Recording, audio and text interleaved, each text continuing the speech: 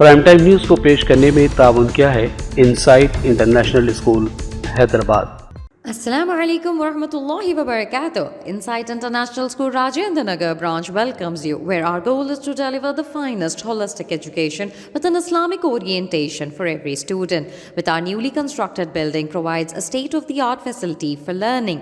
With the Cambridge Pathway, we prepare students for life, nurturing informed curiosity and lifelong passion for learning.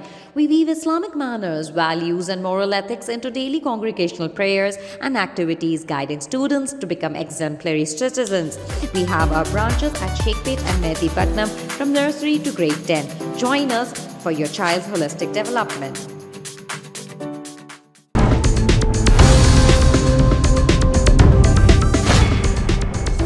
नाज़रीन अस्सलामु अलैकुम, आप देख रहे हैं सियासत टीवी और प्राइम टाइम न्यूज़ बुलेटिन में आप सभी का खैर मकदम है। मैं हूं नाज़िमा। सबसे पहले नज़र हेडलाइंस पर। नामपल्ली में फॉरेंसिक साइंस लेबोरेटरी में आग लगने का वाकया, कई अहम केसेस के फाइल तबाह। अहम मुकदमात से मुताल्लिक कलीदी शवाहिद उस वक्त लेबोरेटरी में थे महफूज। बैकडोर मुलाजिमतों का खेल बंद किया जाए, मुस्तहक तालीम याफ्ता नौजवान कर रहे हैं जॉब का इंतजार। कविता का हुकूमत से मुतालबा, फौरी जॉब कैलेंडर की इजराई का किया मुतालबा। आधार कार्ड के बगैर सरकारी अस्पतालों में इलाज न करने पर हाईकोर्ट की बरहमी, जवाब दाखिल करने हुकूमत को 3 हफ्ते की मोहलत। किशन रेड्डी पर केसीआर और केटीआर को बचाने रेवंत रेड्डी का इल्जाम। 8 बरसों तक रियासत में कांग्रेस का इक़्तिदार, निजामाबाद के लिए प्रोजेक्ट की भी मंजूरी। जलसे आम से चीफ मिनिस्टर का खिताब। अमेरिका ने हिंदुस्तान पर आयद 25% ताज़ीरी और दरआमदी ड्यूटी उठा ली। ट्रम्प ने हुक्मनामे पर किए दस्तखत, मोदी ने किया इज़हार तशक्कुर। हाउडी मोदी पर नमस्ते ट्रंप भारी पड़ गया। हिंद अमेरिकी तिजारती मुआहदे से मुताल्लिक नई जानकारियों पर जयराम रमेश का तंज। और मोदी 2 रोज़ा दौरे पर पहुंचे कुआलालंपुर।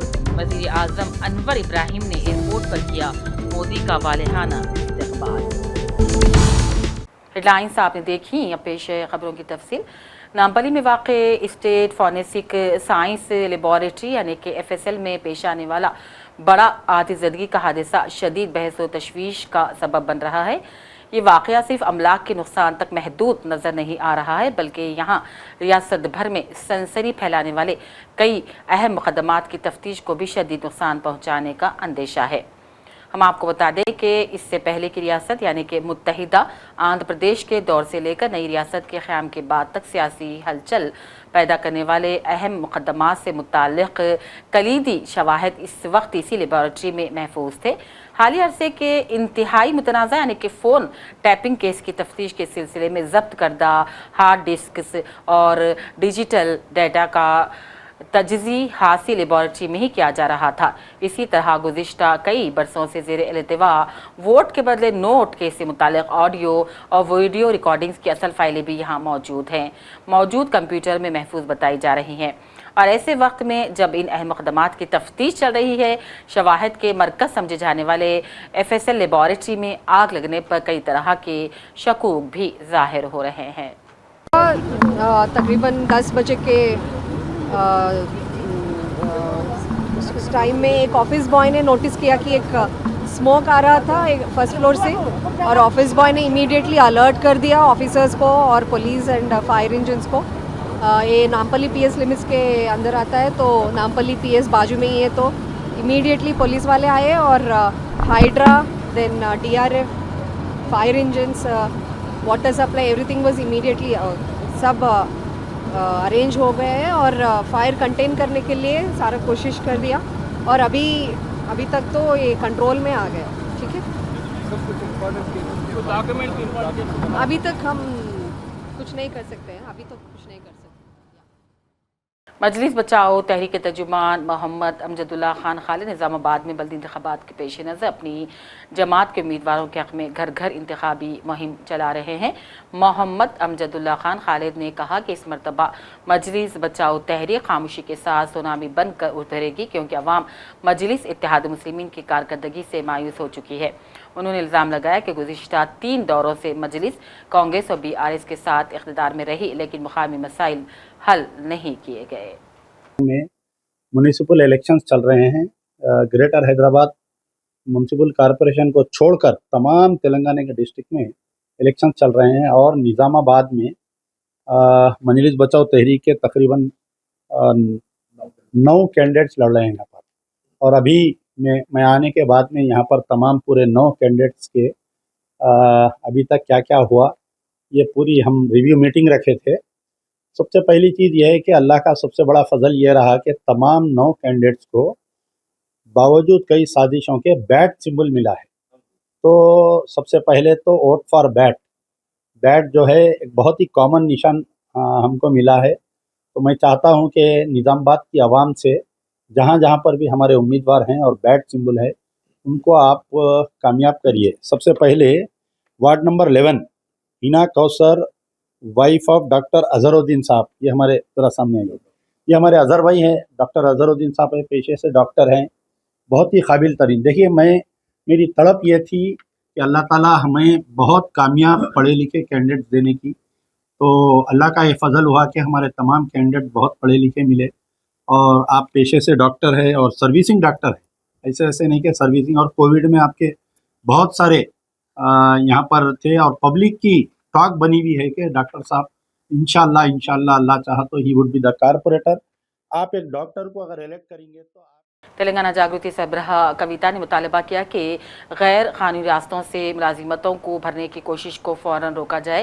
रियासत में बेरोज़गारी बढ़ रही है और नौजवान शदीद कर्ब व परेशानी का शिकार हो रहे हैं और वो बेसब्री से इंतज़ार कर रहे हैं कि हुकूमत कब उन्हें नौकरियों का नोटिफिकेशन जारी करेगी। देहातों से भी बहुत से नौजवान सरकारी मुलाजिमतों की तरबियत हासिल करने हैदराबाद आते हैं। इस म्यूनसिपल रेवेन्यू, आपाशी और बिजली के महकमे जात में बैकडोर मुलाजिमात की तकरार को रोकने का कविता ने पुरजोर मुतालबा किया। నగర్లో కేపీహెచ్బిలో ఇట్లా ట్రైనింగ్ సెంటర్స్లో ఉంటూ కోచింగ్ తీసుకుంటూ వాళ్ళు ప్రయత్నం చేస్తూ ఉంటారు. ఈ యొక్క అంశం మనం గమనిస్తూనే వస్తున్నాం. తెలంగాణ రాష్ట్రం వచ్చినాక ఈ పరిస్థితి మారుతుంది అనుకొని అనేక మంది యువత అంతా కూడా తెలంగాణ ఉద్యమంలో చాలా బలంగా కొట్లాడినారు. తెలంగాణ రాష్ట్రం వచ్చినాక ఏమైంది, చిన్నపాటి ఎగ్జామ్స్ మనం వేసినాం తప్పితే మెయిన్ ఎగ్జామ్స్ కానీ లేకపోతే ఒక పద్ధతి ప్రకారం ఒక క్రమ పద్ధతిలో ఇగో ఈ మంత్లో ఈ ఎగ్జామ్ ఉంటుంది, ఈ మంత్లో ఈ ఎగ్జామ్ ఉంటుంది, ఈ తర్వాత దీనికి ప్రిపేర్ కావచ్చు.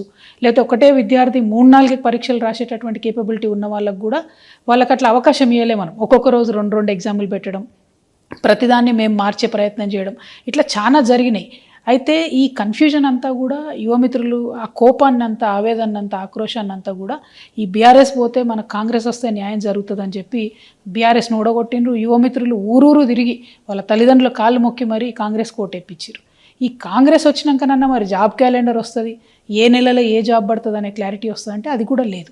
అయితే ఇక్కడ దారుణం ఏం జరిగిందంటే బీఆర్ఎస్ ప్రభుత్వం ఉన్నప్పుడు స్టేట్ లెవెల్ పోస్టులలో కూడా ఏవైతే ఇంజనీర్ల పోస్టులు ఉంటాయో, సపరేట్గా ఎగ్జామ్ రాసి వాటికి క్వాలిఫై అయ్యాల్సిన పోస్టులు ఉంటాయో అట్లాంటి పోస్టులు కూడా జెన్కోలో మన బోయిన్పల్లి సరిత లాంటి వాళ్ళ కేసులో ప్లస్ ఇంకో 5-6 కేసులో మనం చూసినాం. దాదాపు 1,50,000 జీతానికి ప్రొవిజనల్ అనేటటువంటి ఒక చిన్న పదం అడ్డం పెట్టుకొని ఎటువంటి పరీక్షలు లేకుండా ఉద్యోగాలు ఇచ్చినటువంటి పరిస్థితి చూసినాం. అప్పుడు జరిగినటువంటి అన్యాయాన్ని తెలుసుకొని అందరం కూడా బాధపడ్డాం. ఆ తర్వాత జిల్లా స్థాయిలో కూడా ఆనాడు కూడా నిర్మల్లో అనేకమైనటువంటి అకృత్యాలు బయటకు వచ్చినాయి. ఆ పోస్టులన్నీ కూడా అమ్ముకున్నారు. 44 పోస్టులు దాదాపు 12 లక్షలు, 14 లక్షలు, 15 లక్షలకు అమ్ముకుంటే అది అందరూ కూడా జనం గగ్గోలు పెట్టి, యువమిత్రులంతా గగ్గోలు పెడితే అవి క్యాన్సిల్ అయినాయి. ఇప్పటికి కూడా పాపం అప్పుడెప్పుడో చేరినటువంటి వాళ్ళు, కాంట్రాక్ట్ పద్ధతిలో చేరినటువంటి వాళ్ళు నిర్మల్లో ఇంకా కొనసాగుతున్నారు. వాళ్ళే డబ్బులు ఇచ్చి ఉన్నారు, కానీ ఎటువంటి న్యాయం కూడా జరగలేదు. ఎందుకంటే అప్పుడు బీఆర్ఎస్లో ఉండి అన్యాయం చేసిన పెద్ద నాయకులంతా ఇప్పుడు కాంగ్రెస్లో వచ్చి చేరిండ్రు. సో ఈ పాలిటిక్స్ని దయచేసి యూత్ గమనించాలి. నేను ప్రభుత్వానికి హెచ్చరిక చేస్తూ ఉన్నా. నా దగ్గరికి చాలామంది యువమిత్రులు వచ్చిండ్రు. వారు భయపడుతున్నది ఏంటంటే ఎట్లా అయితే हाईकोर्ट ने आधार कार्ड के बगैर सरकारी दवाखानों में इलाज की सहूलतें फराहम न करने पर बरहमी का इजहार करते हुए इस सिलसिले में हुकूमत से वजाहत तलब की है।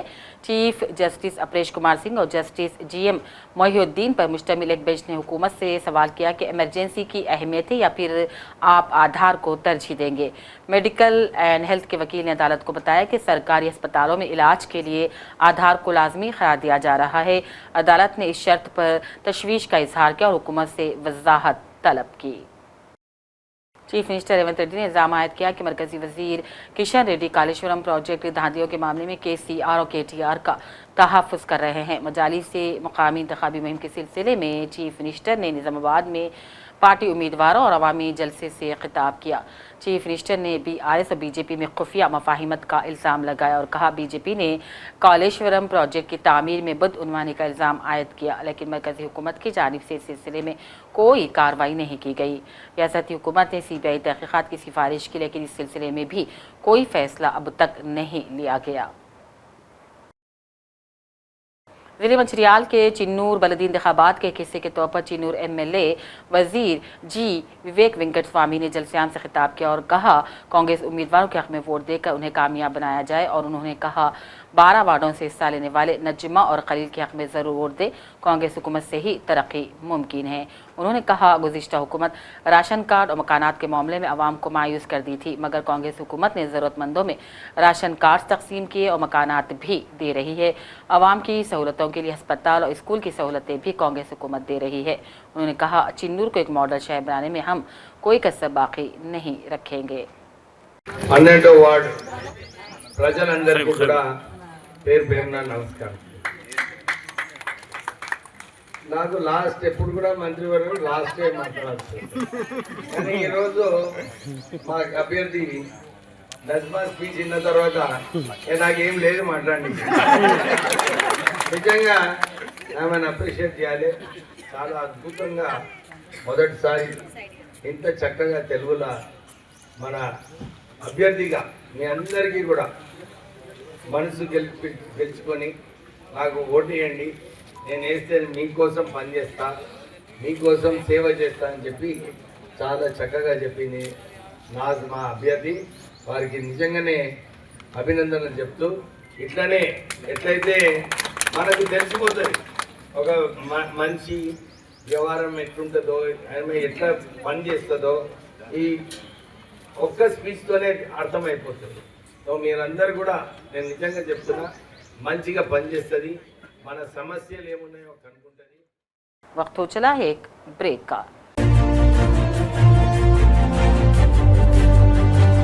Assalamu alaikum warahmatullahi wabarakatuh. Insight International School Rajendra Nagar branch welcomes you, where our goal is to deliver the finest holistic education with an Islamic orientation for every student. With our newly constructed building provides a state-of-the-art facility for learning.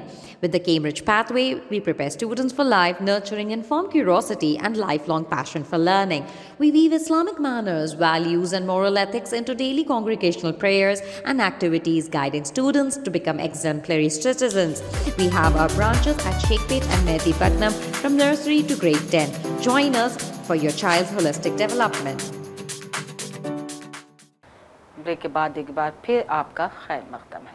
हिंदुस्तानी तेज गेंदबाज हर्षित राणा मर्दों के T20 world cup 2026 से बाहर हो गए हैं। उनकी जगह मोहम्मद सिराज को हिंदुस्तानी टीम में शामिल कर लिया गया है। हर्षित राणा को जनूबी अफ्रीका के खिलाफ आज नवी मुंबई में खेले गए प्रैक्टिस मैच के दौरान घुटने में चोट लग गई थी। माहिरीन से मशवरा और स्कैन के बाद BCCI की मेडिकल टीम ने उन्हें टूर्नामेंट में शिरकत के लिए अनफिट करार दे दिया। हिंदुस्तान वर्ल्ड कप में अपने सफ़र का आगाज़ आज से ही अमेरिका के खिलाफ कर रहा है। आंध्र प्रदेश के NTR ज़िले के नंदीगाम के करीब एक प्राइवेट ट्रैवल्स से बस अचानक आग की लपेट में आकर मुकम्मल तौर पर जल गई। ये बस हैदराबाद से विजयवाड़ा की जानिब जा रही थी। उसमें 39 मुसाफिर सवार थे। कंकेचरला मंडल के केसरा टोल गेट के करीब बस के पिछले हिस्से में वाक़ इंजन से धुआं उठने लगा। सूरत हाल को देखते हुए ड्राइवर्स ने फौरी तौर पर बस के सड़क किनारे रोक दी, जिसके बायस एक बड़ा सानहा टल गया। ड्राइवर अमले की बरवक्त चौकसी के नतीजे में तमाम मुसाफिर महफूज तरीके से बस से नीचे उतरने में कामयाब रह गए। मुसाफिर के उतरने के कुछ ही देर बाद आग ने शिद्दत इख्तियार कर ली और देखते ही देखते पूरी बसें शोलों की नज़र हो गई। సుమారుగా 5:40 మాకు ఉదయం 6 గంటల టైంలో మాకు ఇలా ఇన్ఫర్మేషన్ అందింది. ఇక్కడ కేసర దాటిన తర్వాత టువర్డ్స్ హైదరాబాద్ విజయవాడ, కేసర దాటిన తర్వాత ఇన్వెంటా కంపెనీ దాటిన తర్వాత ఇలా బస్సు ఫైర్ యాక్సిడెంట్ జరుగుతుందని చెప్పి మాకు ఇన్ఫర్మేషన్ రావడం, ఇమీడియట్గా మేము స్పాట్కి రావడం జరిగింది. ఇది ప్రైవేట్ ట్రావెల్స్ బస్సు. మేము వచ్చేసరికి బస్సు తగలబడుతుంది. ఇమీడియట్గా మేము ఫైర్ సిబ్బంది అంతా కూడా మంటలను అదుపులో తీసుకున్నాం. ట్రాఫిక్ కూడా రెగ్యులేట్ చేసాము. ఇక్కడ ఎవరికి ఎటువంటి ప్రాణాపాయం ఏం జరగలేదండి. బస్సులో ఉన్న ఎవరికి కూడా ఎటువంటి ప్రాణాపాయం ఏం జరగలేదు. బస్సులో బ్యాక్ సైడ్ స్మోక్ వస్తుందని చెప్పి డ్రైవర్ పక్కన ఆపాడంట. ఆపి ఇమీడియట్గా ప్యాసింజర్లందరినీ దింపి వాళ్ళ లగేజ్లు కూడా తీసుకున్న తర్వాత ఇంక చూస్తే బస్సు అలా ఫైర్ స్టార్ట్ అయింది. ఇమీడియట్గా వాళ్ళు మాకు ఫైర్ ఇచ్చిన వాళ్ళకి ఇన్ఫర్మేషన్ ఇవ్వడంతో దీనిలోకి వచ్చాం. ప్రస్తుతానికి అయితే ఎటువంటి ప్రాణాపాయం లేదు. అంత ట్రాఫిక్ కానీ ఫైర్ కానీ కంట్రోల్. ఓకే, మొత్తం ఎంతమంది సార్ ప్రయాణికులు? మొత్తం 39 మంది ప్రయాణికులు ఉన్నారని చెప్పి driver. Indian book of world record के ओहदेदारों ने मारूफ डॉक्टर सोहेल अंजुम को एक निहायत पेचीदा और high risk cervical spine surgery के कामयाब एहतमाम पर उनके कारनामे को बुक ऑफ वर्ल्ड रिकॉर्ड में शामिल कर लिया और खुसूसी अवार्ड भी पेश किया। Greenfield Malla Reddy brain and heart अस्पताल चैपल रोड से वाबस्ता डॉक्टर सोहेल अंजुम ने यह सर्जरी दुनिया में पहली बार इस्तेमाल की जाने वाली एक मुनफरिद तकनीक के जरिए अंजाम दी। ग्रीनफील्ड अस्पताल में मुनक़िदा एक तहनीती तकरीब में Indian book of world record के डॉक्टर पवानी, डॉक्टर विवेकानंदा ने शिरकत की। सीनियर रेडियोलॉजिस्ट डॉक्टर एमती ने सदारत की। Doctor Azhar Ansari medical director ने अस्पताल इंतज़ामिया की जानिब से डॉक्टर सोहेल अंजुम को मुबारकबादी पेश की। जनाब यूनुस अंसारी डायरेक्टर ने खैर मकदम किया। और अल्हम्दुलिल्लाह इसका वर्ल्ड वाइड रिकग्निशन इस केस में दिया है। ये जो केस हम लोग किए हैं इसको पहले तो हम सबसे पहले यूएस बेस्ड जर्नल है anaesthesia and analgesia. It is almost more than 100 years की हिस्ट्री है इसकी जर्नल की, काफ़ी पुराना जर्नल है ये। उसके अंदर we try to publish it और वो लोगों ने इसको एक्सेप्ट किया। यूएस जर्नल में कोई एक टॉपिक को एक्सेप्ट करना मतलब we are putting a milestone here, एक बहुत बड़ा माइलस्टोन दे रहे हैं हम ऐसा कि दिस इज़ जो ट्रेडिशनल वे ऑफ एनेस्थीसिया है उससे हटके जो एक सोच थी कि एनेस्थीसिया के अंदर सिर्फ या तो जनरल एनेस्थीसिया रहेगा या स्पाइनल या रीजनल एनेस्थीसिया रहेगा, बट इसको हम we have gone beyond this और इसके लिए we have to work lot of thing. Covid के अंदर जो प्रॉब्लम्स आ रहे थे, so then from the COVID we have decided कि कुछ तो भी there has to be something which should be given beneficial to the patient। बहुत ज़्यादा हेमोडायनेमिक चेंजेस नहीं होने चाहिए, लोगों के अंदर जो एक सेफ एनेस्थीसिया रहता है उसके बारे में ज़्यादा से ज़्यादा चीज़ें आनी चाहिए। तो उसके हिसाब से we have change the veracity.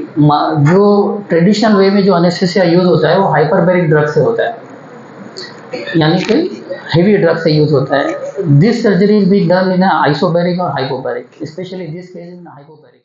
शहर में बढ़ते साइबर फ्रॉड के मामला से शहरियों को चौकस और चौकन्ना करने के लिए पुलिस कमिश्नर वीसी सज्जनार की शुरू करदा तहरीक के मुताबिक आज दबीरपुरा पुलिस स्टेशन के हदूद में एक शऊर बेदारी मुहिम पुलिस एहलकारों की जानिब से चलाई गई और बताया गया कि किस तरह साइबर फ्रॉड से बचा जा सकता है और 1930 डायल करते हुए पेश आने वाले साइबर जैम पर मुकदमा भी दर्ज करवाया जा सकता है। सियासत टीवी से बात करते हुए स्टेशन हाउस ऑफिसर दबीरपुरा के डिटेक्टिव इंस्पेक्टर पी उपाशंकर ने शहरियों को साइबर जैम से बचने और मोबाइल फ़ोन के बेजा इस्तेमाल से होने वाले नुकसान से भी आगाह किया। हैदराबाद कमिश्नर साहब वीसी सज्जनार साहब एक प्रोग्राम बना हुआ है, ये साइबर अवेयरनेस का प्रोग्राम है।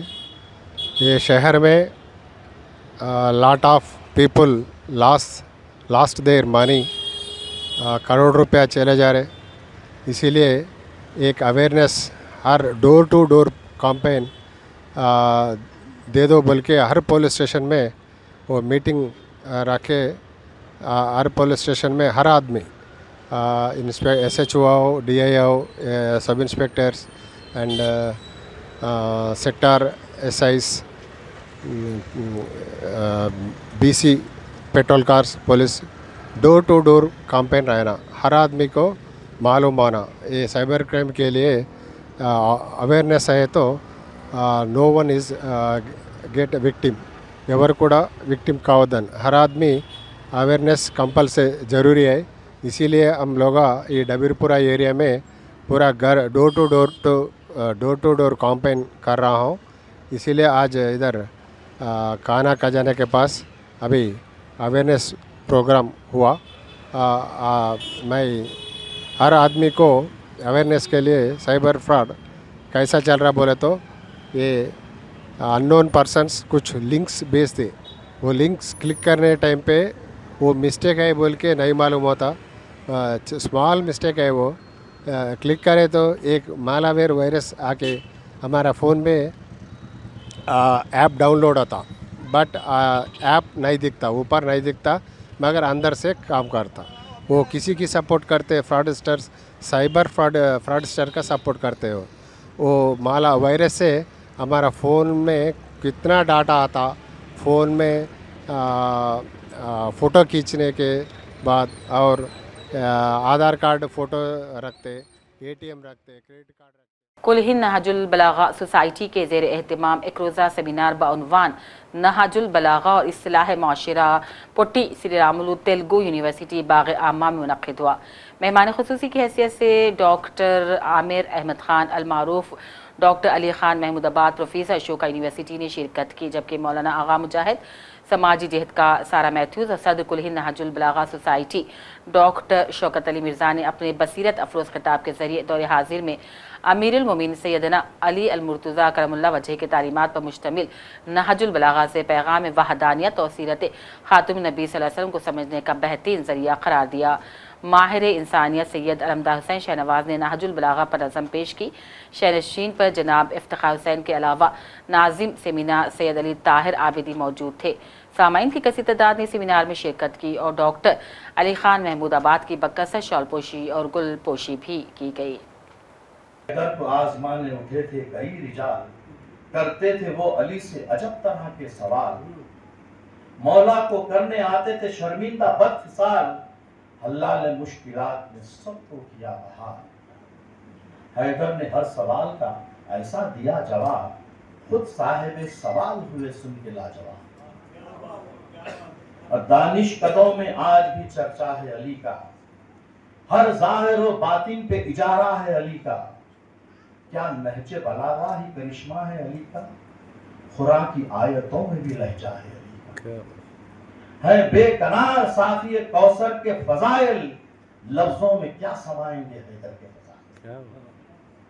मिसले उरूज महर है फरमान पैगंबर, पानी समंदरों का सियाही बने अगर, खिरतास को जमीन तो खामा बने शजर, लिखने को जिन्नो इंस हो ताहश्र मुकर्रर, फिर भी ना लिख सकेंगे ये हैदर की शान को, छूती नहीं जमीन कभी आसमान। आज कॉन्फ्रेंस मुनक़िद की गई नहजुल बलागा सोसाइटी की तरफ से इस्लाह मुआशरा।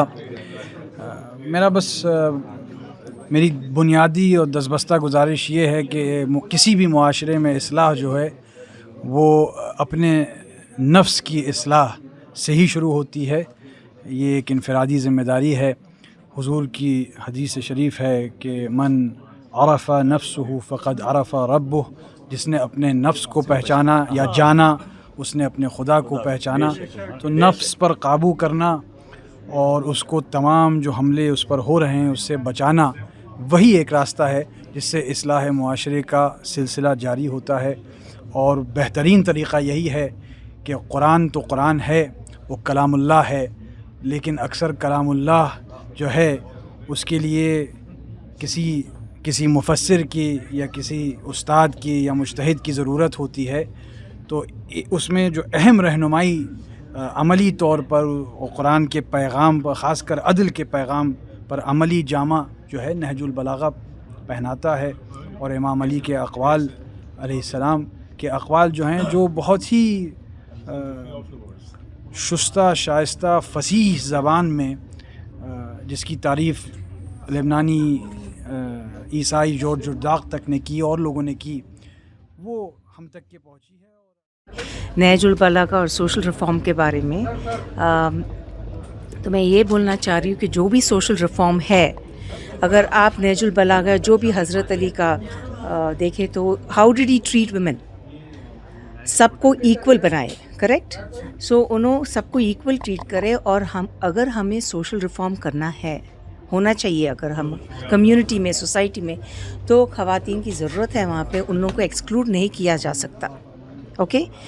और ये भी है कि जो भी सोशल रिफ़ॉर्म के इनिशिएटिव्स लेंगे उनके खिलाफ बहुत सारे लोग होंगे, क्योंकि ये सियासत का मामला है, पावर का मामला है, तो लोग ऑब्जेक्ट अपोज करेंगे आपको हमेशा।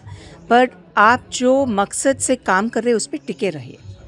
और so in any social reform women empowerment, education ज़रूरी है। और सोशल रिफॉर्म करने के पहले लोगों को अवेयरनेस लोगों में अवेयरनेस पैदा करना चाहिए। ये सोशल रिफॉर्म क्यों ज़रूरी है,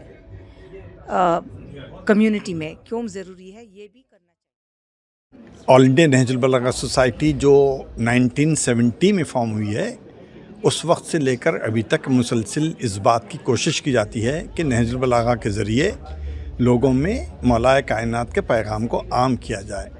दैट इज़ द रीज़न कि जब भी हम कोई इवेंट करते हैं, सेमिनार, कॉन्फ्रेंस, लेक्चर वगैरह, तो इसमें किसी फ़िरका या मज़हब को पर्टिकुलरली इनवाइट नहीं, बल्कि तमाम मज़ाहिब और फ़िरक़े के स्कॉलर्स को इनवाइट करने की कोशिश की जाती है।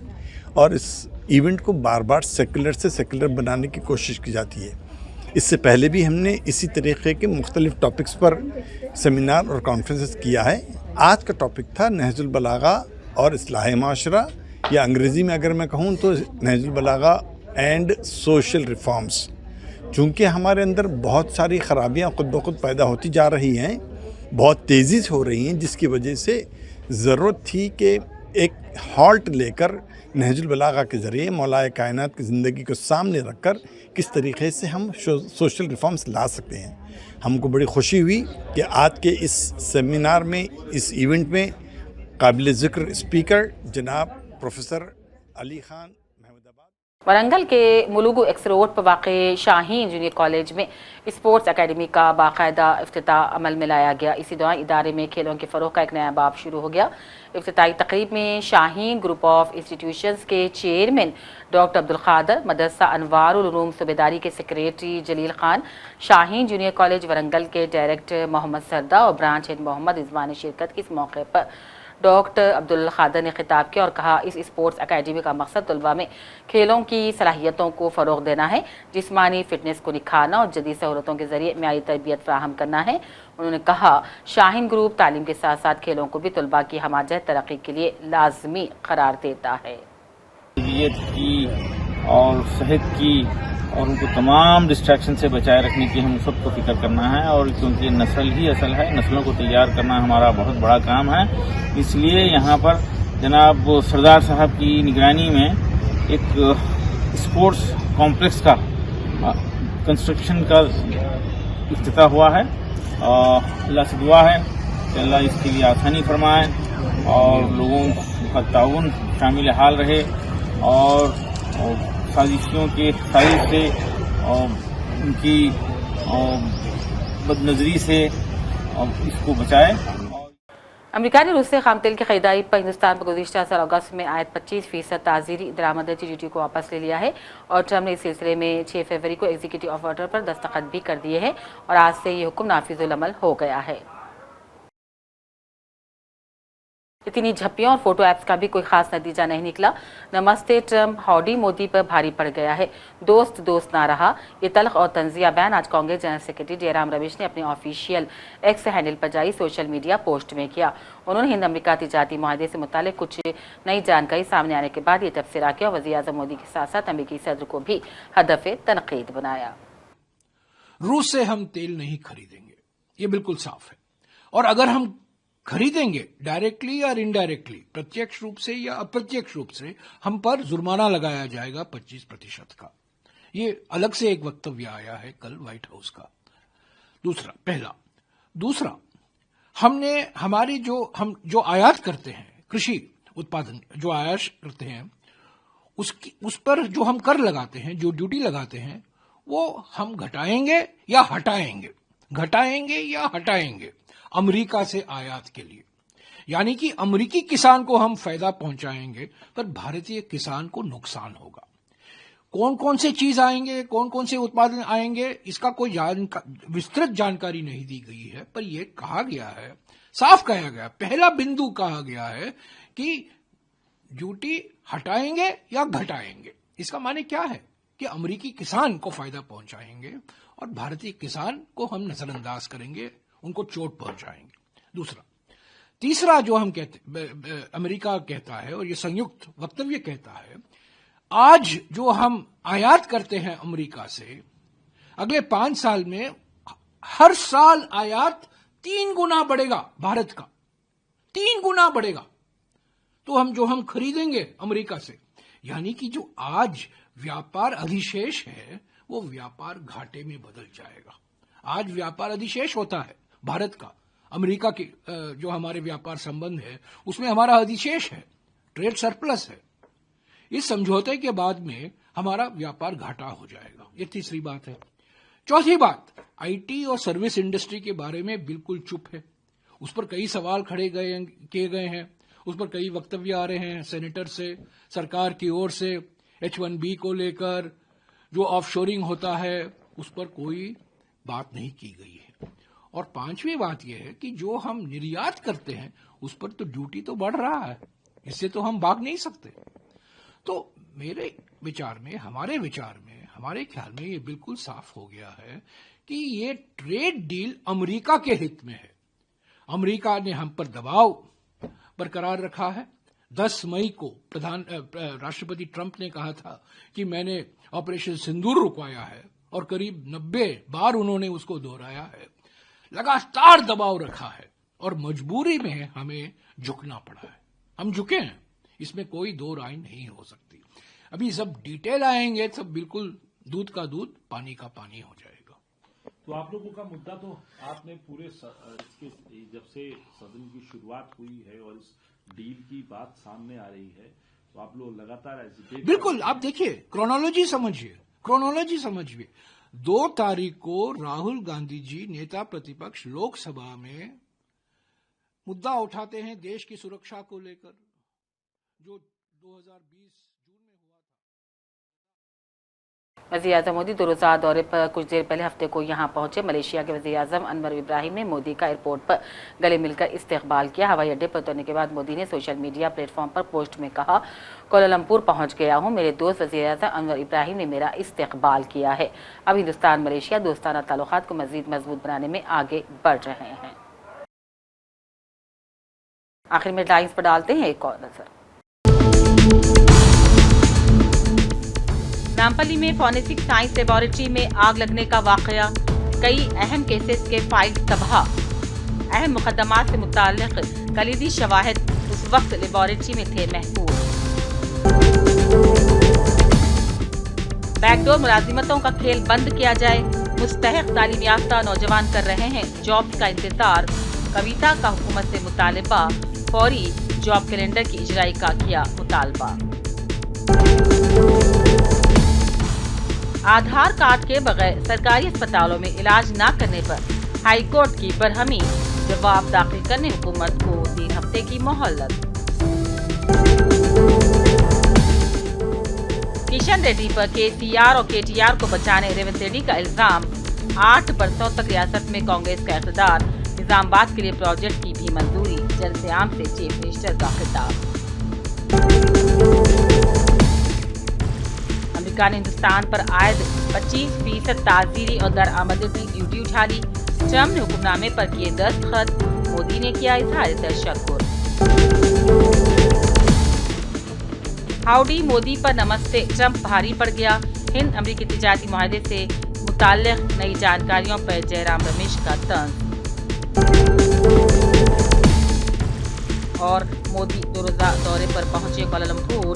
वज़ीर आज़म अनवर इब्राहिम ने एयरपोर्ट पर किया मोदी का वालेहाना इस्तकबाल। इसी के साथ प्राइम टाइम बुलेटिन का सिलसिला अब यहीं अख्तिताम को पहुंचता है। पूरी टीम के साथ दीजिए इजाजत। देखते रहिए सियासत टीवी। अल्लाह हाफिज। प्राइम टाइम न्यूज को पेश करने में ताउन किया है insight international school Hyderabad. Assalamu alaikum wa rahmatullahi wa barakatuh. Insight International School Rajendra Nagar branch welcomes you, where our goal is to deliver the finest holistic education with an Islamic orientation for every student. With our newly constructed building provides a state-of-the-art facility for learning, With the Cambridge Pathway, we prepare students for life, nurturing informed curiosity and lifelong passion for learning. We weave Islamic manners, values, and moral ethics into daily congregational prayers and activities, guiding students to become exemplary citizens. We have our branches at Sheikhpet and Mehdi Patnam from nursery to grade 10. Join us for your child's holistic development.